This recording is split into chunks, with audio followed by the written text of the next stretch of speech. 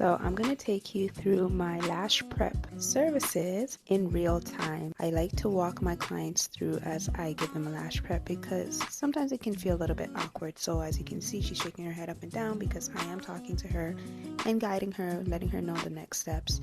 I was letting her know that I was wetting the towel and that water's coming in. Now I'm pumping my lash cleanser. By the way, Bella Lash is the best when it comes to cleansers. I love how foamy it is and how it really gets into the nitty-gritty and cleans out all of the dirt, all the makeup debris that you can possibly think of that's hiding in and between your lashes. I also like to go ahead and clean underneath the eye as well as the eyelids just to remove any excess oils. Now I'm going back in and I'm going into cleanse, and you'll notice that when I'm going into cleanse, I usually wet the towel a little bit just so that the client is a little bit more comfortable with the water touching them.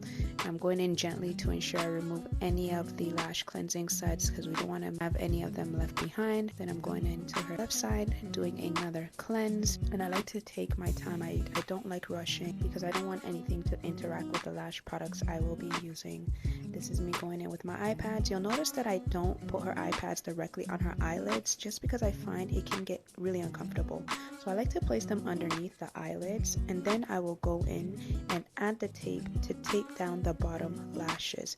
I just find this works best for my clients, and I see how I put the tape to tape down her bottom lashes. I don't like to put the iPad right underline the waterline because it's really uncomfortable for some people, and they do have sensitive eyes.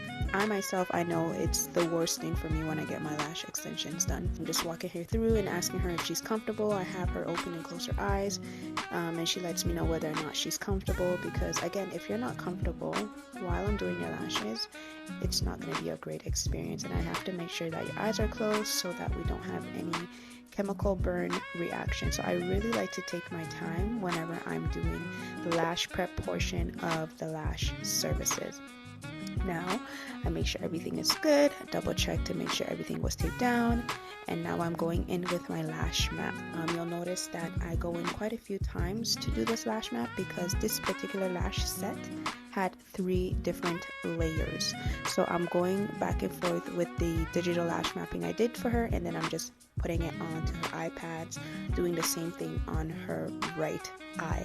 So you'll notice that the lowest numbers that I'm writing is going to be for her top layer or her spikes, and then I'll go again and do the middle and the bottom layer.